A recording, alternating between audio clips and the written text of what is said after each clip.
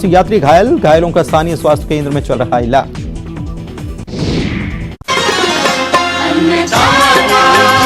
अन्नदाता अन्नदाता नीत तुम्हारा अन्नदाता, पग पग पर है संग तुम्हारे अन्नदाता। लहू किसानों का बन के पसीना सींचता है धरती का सीना। मेहनत का तेरी हक दिलवाने, नई तकनीक नई खोज बताने। पशुधन को गुणवान बनाना, पौध सुरक्षा को सिखलाना, खेती के सब गुर समझाने, भारत का सरताज बनाने। आठों पहर है संग तुम्हारे अन्नदाता अन्नदाता। नमस्कार, मैं हूं शुभम मिश्रा और आप सभी दर्शकों का अन्नदाता कार्यक्रम में बहुत बहुत स्वागत करती हूं। देश के हर व्यक्ति के जीवन में किसानों का अहम योगदान है, क्योंकि किसान ही हमारे लिए अन्न को उपजाते हैं और देश के हर व्यक्ति को खाना प्रदान करते हैं, और इसीलिए उन्हें अन्नदाता भी कहा जाता है। और ऐसे ही किसानों को खेती बाड़ी की नई तकनीकी जानकारी देने की कोशिश हम करते हैं। तो चलिए कार्यक्रम की शुरुआत करने से पहले देखते हैं क्या है आज के अन्नदाता में खास। पत्ता गोभी की फसल में किए जाने वाले जरूरी कार्य।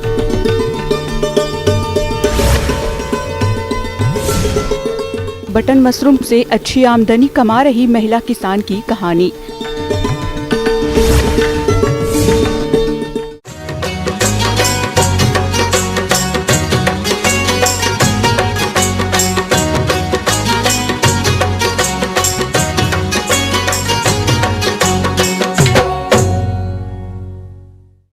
हमारे प्रदेश के जिन किसान भाइयों ने पत्ता गोभी की रोपाई की है, उनकी फसल अभी बढ़वार की अवस्था पर है और आगे चलकर इस फसल से अच्छा उत्पादन मिल सके, इसके लिए आपको पत्ता गोभी की फसल में निराई गुड़ाई और सिंचाई करते हुए फसल को कीट और रोगों के प्रकोप से भी बचाना होगा, तभी आपको अच्छे लाभ की प्राप्ति होगी। तो आप कैसे करें इन कार्यों को, इसकी जानकारी लेते हैं सीएट भोपाल के संचालक KP अहिरवार से।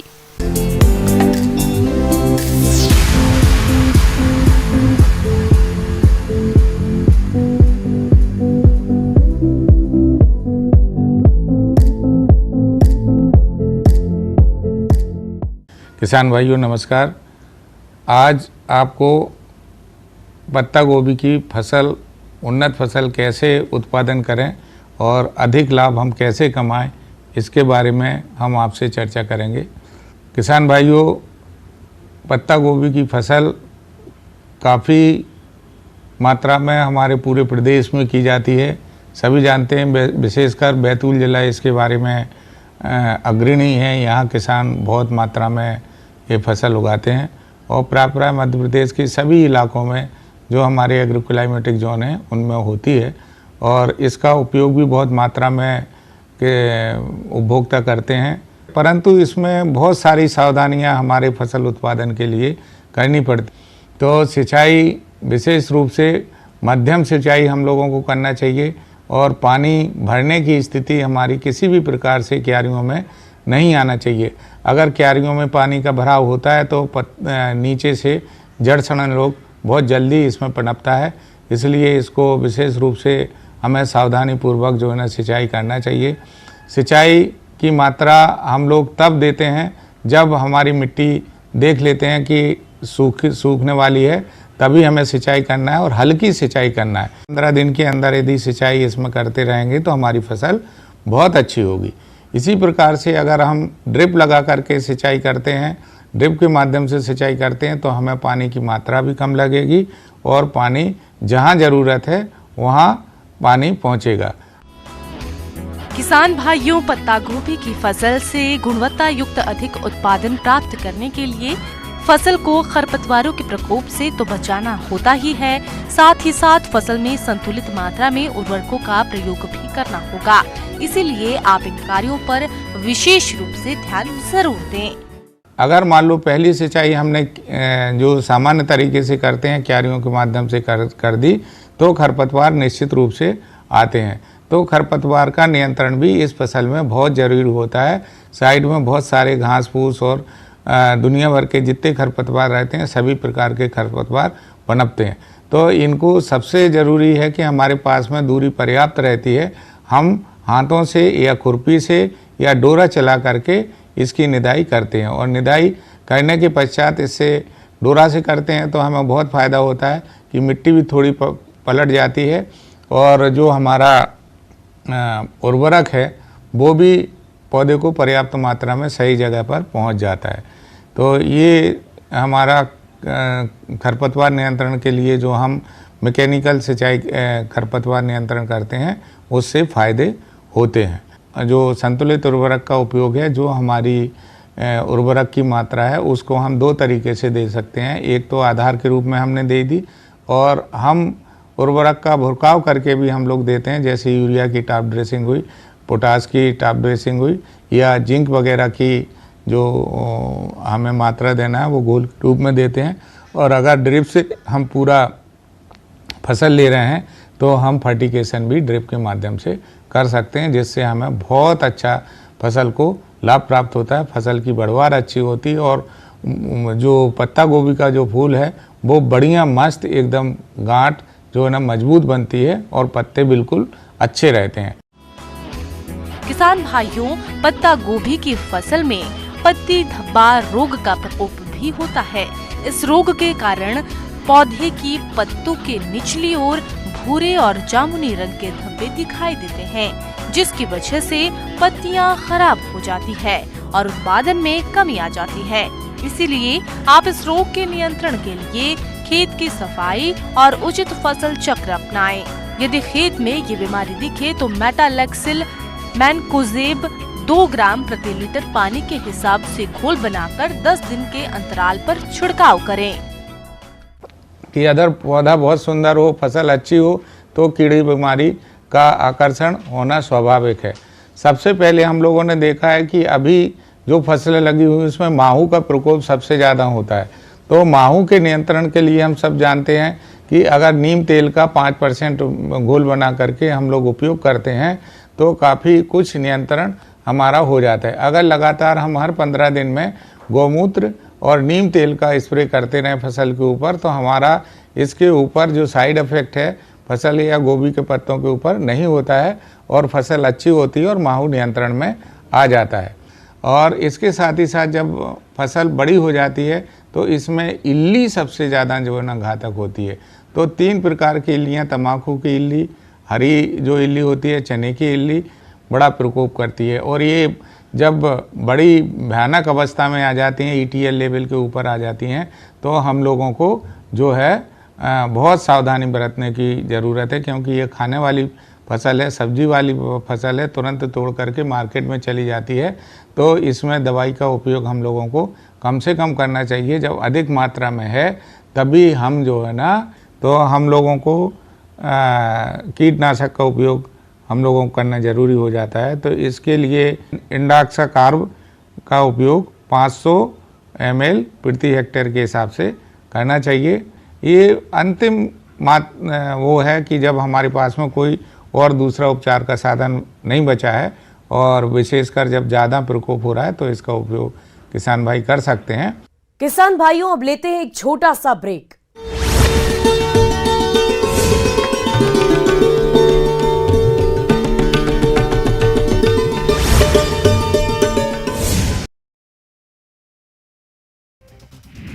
कमलनाथ के गढ़ में बीजेपी लगाएगी सेंध। 25 मार्च को केंद्रीय गृह मंत्री अमित शाह पहुंचेंगे, लहराएंगे परचम। भोपाल में मध्य प्रदेश बीजेपी महिला मोर्चा की कोर कमेटी की बैठक आज। राष्ट्रीय अध्यक्ष वानती श्रीनिवासन करेंगे संबोधित। इंदौर में निकल रही भगवा यात्रा का मुस्लिम समाज ने किया भव्य स्वागत।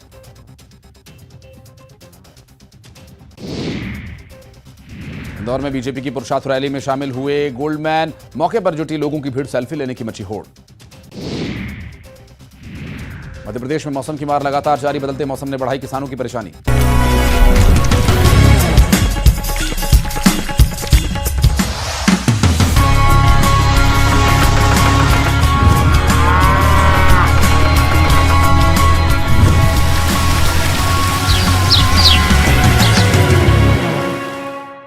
ब्रेक के बाद आप सभी दर्शकों का अन्नदाता में बहुत बहुत स्वागत है।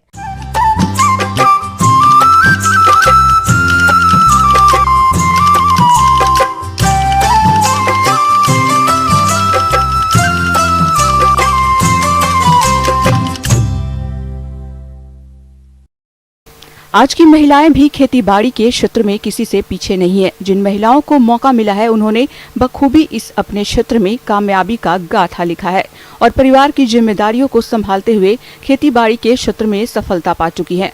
तो चलिए मिलते हैं झारखंड जिला रांची के चिट्टू गांव में रहने वाली सफल महिला किसान अरुणिमा सिंह से, जो कि बटन मशरूम की खेती से न केवल अच्छी आमदनी कमा रही हैं, बल्कि कई रोजगार के साथ गांव की अन्य महिलाओं को प्रशिक्षण देकर आत्मनिर्भर भी बना रही हैं।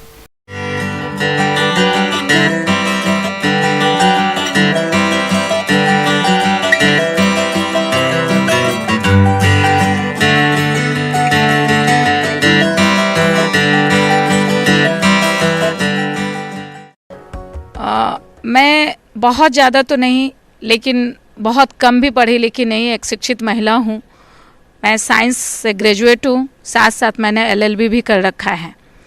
लेकिन लॉकडाउन कोविड के उस माहौल में, जिस समय लोगों पे भूखमरी की आफत आ गई थी, उस समय उस परिवार में से एक परिवार मेरा भी था और अपने सारे चीज़ों को छोड़ के मेरे दिमाग में आया कि सबसे पहले तो मैं अरुणिमा, बाद में मैं एक किसान की बेटी थी।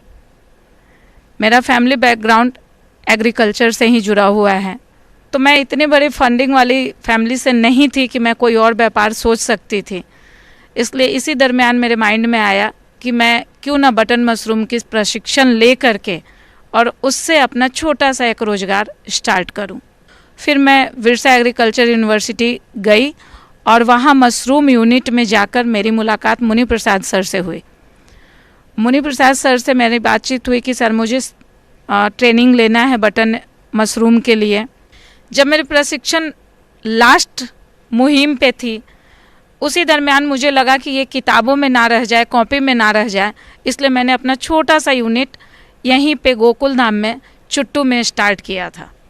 2021 6 नवंबर से हमने अपना सेल्फ का एक कंपोस्टिंग करना स्टार्ट किया, ये सोच के कि जो भी होगा हम देखेंगे, और बहुत पेशेंस के साथ हमने इस काम को करना शुरू किया। हमने एक छोटा सा रूम अरेंज किया 18 बाई 22 का, उसको बनाया, मिट्टी का बना हुआ रूम बनाया।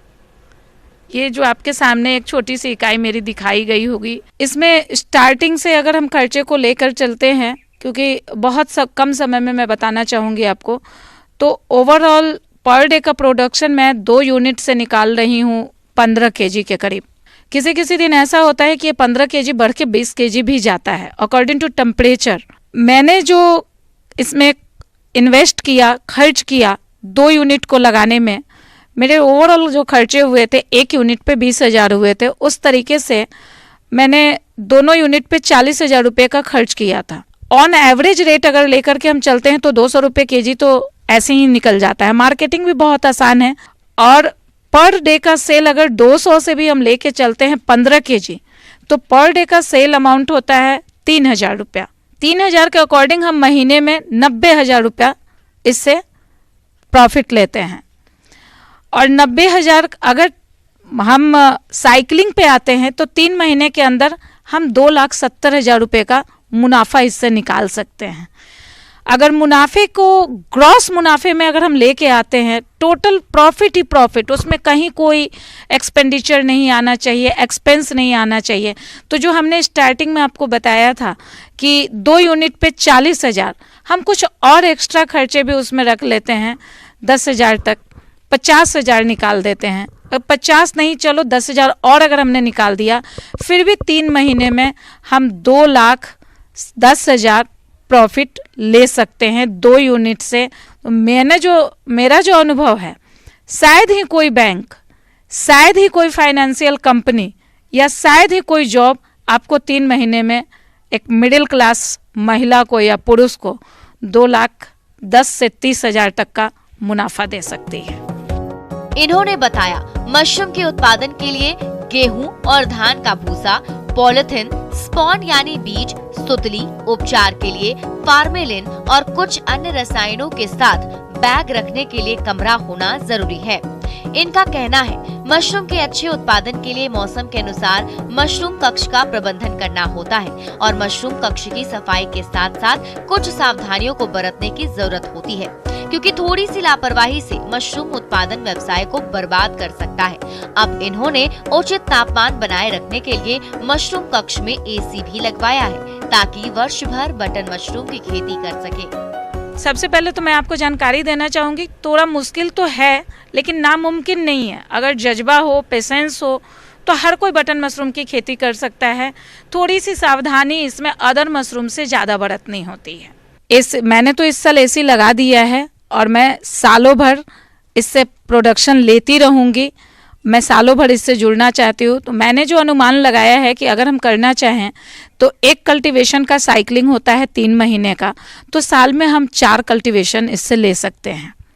21 में तो थोड़ा सा लेट हो गया था मुझे, क्योंकि मैंने खुद की ट्रेनिंग ली थी 21 में ही, इसलिए मैंने बहुत कम समय में कम चीज़ों के साथ मुझे जितना समझ में आया उस तरीके से मैंने ये टारगेट लेके कि कम से कम खर्चे में कम से कम मैं 20 से 25,000 रुपये की लागत लगा के अगर 3-4 महीने में 50,000 निकाल लूँगी तो शायद नेक्स्ट ईयर से मैं 2 यूनिट एक साथ लगा सकती हूँ।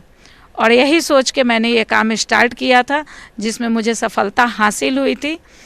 इन्होंने बताया कि मशरूम तोड़ने के बाद आकार के अनुसार उनकी छटनी कर ली जाती है और अच्छी तरह से धोकर इसे कपड़े पर फैला दिया जाए ताकि अतिरिक्त पानी सूख जाए। फिर 250 ग्राम 500 ग्राम के पैकेट बनाकर सील कर देते हैं और इसे रेफ्रिजरेटर में 7 से 8 दिन तक रख सकते हैं।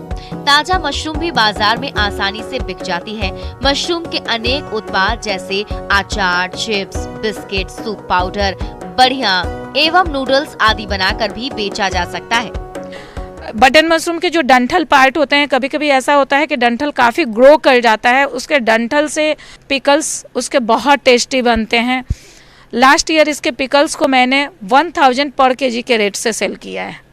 मेरे साथ अलग अलग गांव से, अलग अलग पंचायत से तकरीबन 17 महिलाएं जुड़ी हुई हैं और कुछ पुरुष भी जुड़े हुए हैं, जो आए दिन अपना अपना छोटा सा कल्टीवेशन कर रहे हैं। कहीं ना कहीं अपने आप को महीने का 5,000-7,000 के लिए, जो कभी मोहताज हुआ करते थे कि भाई हम अपने हस्बैंड से पैसे लेंगे, हम अपने घर में अपने मम्मी पापा से पैसे लेंगे, आज ये लोग खुद स्वावलंबी बने हुए हैं और अपने पैरों पे खड़े हैं। निःशुल्क प्रशिक्षण मैं दे रही हूँ। इससे जुड़े हुए, इससे बनने वाले प्रोडक्ट को बना करके मार्केट में सेल करके उस तरीके से भी मैं सेल्फ डिपेंडेंट बनाने का काम कर रही हूँ और करती रहूँगी। आगे और भी है खेती बाड़ी से जुड़ी हुई बहुत सी रोचक जानकारियां। यहां रुकेंगे एक और छोटे से ब्रेक के लिए।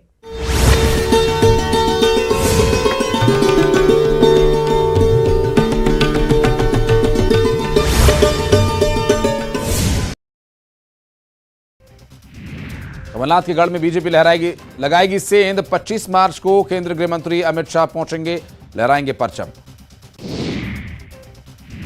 भोपाल में मध्य प्रदेश बीजेपी महिला मोर्चा की कोर कमेटी की बैठक आज राष्ट्रीय अध्यक्ष वानती श्रीनिवासन करेंगे संबोधित। इंदौर में निकल रही भगवा यात्रा का मुस्लिम समाज ने किया भव्य स्वागत।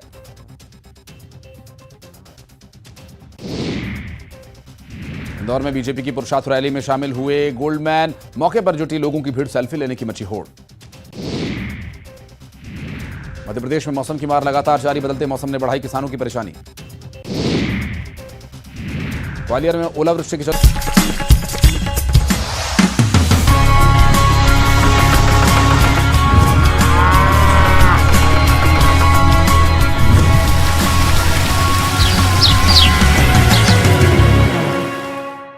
ब्रेक के बाद एक बार फिर से आप सभी दर्शकों का अन्नदाता कार्यक्रम में स्वागत है।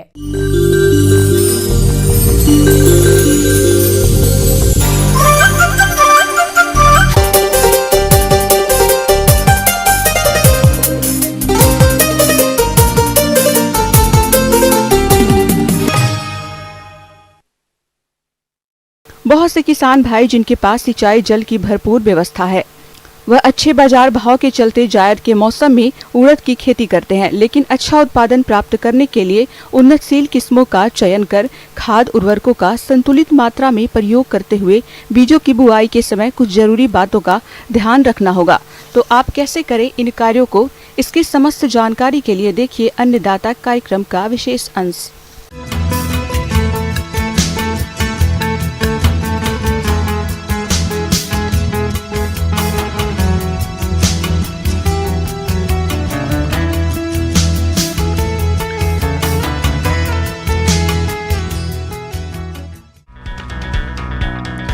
दलहन उत्पादन में भारत का विश्व में प्रथम स्थान है।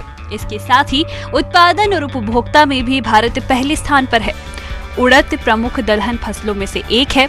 इसकी हरी फलियों की भाजी और बीजों से दाल, पापड़, दाल बड़े इत्यादि भोजन पदार्थ बनाए जाते हैं। उड़द की सासीर ठंडी होती है। इसमें कार्बोहाइड्रेट, विटामिन, कैल्शियम और प्रोटीन पर्याप्त मात्रा में पाए जाते हैं। ऐसे में उड़द की फसलें मुनाफे की खेती साबित हो सकती हैं। तो चलिए जानते हैं गर्मी के मौसम में उड़द की खेती के बारे में। उड़द की फसल से अधिक उत्पादन लाने के लिए उन्नतशील प्रजातियों का चयन करना जरूरी होता है। तो आप गर्मी के मौसम में अच्छे उत्पादन के लिए PDU-1, T9, TPU-4, LVG 20 आदि में से किसी भी किस्म का चयन करके बुआई कर सकते हैं। उड़द की खेती के लिए हल्की रेतीली और दोमट मिट्टी अच्छी होती है। मिट्टी का pH मान 6.5 से 7.8 के बीच होना चाहिए। इसके अलावा खेत में जल निकास की उच्चतम व्यवस्था होनी चाहिए। ग्रीष्मकालीन उड़द की खेती के लिए रबी फसलों को काटने के तुरंत बाद खेत की जुताई कर 4 से 5 दिन छोड़ देना चाहिए। उसके बाद खेत का पलेवा कर दें और पलेवा के बाद 2 से 3 जुताइयां देसी हल या कल्टीवेटर से कर पाटा लगाकर खेत को समतल और भुरभुरा बनाएं। किसान भाइयों की किसी भी फसल से अधिक उत्पादन प्राप्त करने के लिए खाद और उर्वरकों का संतुलित मात्रा में प्रयोग करना होता है। इसी बात को ध्यान में रखते हुए उड़द की फसल में नत्रजन 20 किलोग्राम, फास्फोरस 20 किलोग्राम, पोटाशा 40 और सल्फर 20 किलोग्राम प्रति हेक्टेयर की दर से खेत की तैयारी के समय आधार खाद के रूप में उपयोग करें। किसान भाइयों, ग्रीष्मकालीन उड़द की बुवाई फरवरी महीने के अंत से लेकर अप्रैल के पहले सप्ताह तक करनी चाहिए। बोनी में देरी होने पर फूल आते समय तापक्रम में वृद्धि के कारण फलियां कम बनती हैं, जिससे उड़द की उपज प्रभावित होती है। किसान भाइयों, गर्मी में कतार विधि से बुआई के लिए उड़द का 19 से 20 किलोग्राम बीज प्रति हेक्टेयर प्राप्त होता है, लेकिन रोगों के प्रकोप से फसल को बचाने के लिए बुआई से पूर्व बीज को मैंकोजेब दवा 3 ग्राम प्रति किलोग्राम बीज की दर से बीज को उपचारित करने के बाद इसे उपचारित बीज को राइजोबियम कल्चर की 5 ग्राम मात्रा प्रति किलो बीज के हिसाब से उपचारित कर ही बुआई करें। गर्मी के मौसम में इस फसल से अच्छा उत्पादन प्राप्त करने के लिए हल्के पीछे कतारों में बुआई करना उपयुक्त रहता है। तो उड़द फसल के लिए कतार से कतार की दूरी 20 से 25 सेंटीमीटर रखी जाती है और पौधों की दूरी 6 से 8 सेंटीमीटर रखते हुए 4 से 6 सेंटीमीटर की गहराई पर बोनी करें। उड़द की फसल में निंदा नियंत्रण सही समय पर नहीं करने पर फसल की उपज में 40 से 60% तक की कमी हो सकती है। फसल व खरपतवार की प्रतिस्पर्धा की क्रांतिक अवस्था 25 से 30 दिनों तक रहती है, इसलिए बुआई के 20 से 25 दिन बाद निदाई गुड़ाई करना चाहिए। लेकिन श्रमिक अधिक लगने से फसल की लागत बढ़ जाती है, इसलिए आप पेंडिमिथिलिन दवा की 3.3 लीटर दवा को 700 लीटर पानी में घोलकर प्रति हेक्टेयर की दर से बीज बुआई के 72 घंटों के अंदर छिड़काव करें, जिससे उड़द की फसल में खरपतवार नहीं उगते हैं। किसान भाइयों, उड़द की फसल में बसंत और ग्रीष्म ऋतु में 20 दिन के अंतराल पर सिंचाई की आवश्यकता होती है। फसल पकने के 15 दिन पूर्व सिंचाई बंद कर देना चाहिए। खेत में पानी का भराव होने पर फालतू पानी को खेत से निकालते रहना चाहिए, जिससे मृदा में वायु संचार बना रहता है। तो किसान भाइयों, इन बताई गई बातों को ध्यान में रखते हुए अगर आप उड़द की खेती करते हैं तो आपको आने वाले समय में अधिक उत्पादन की प्राप्ति होगी।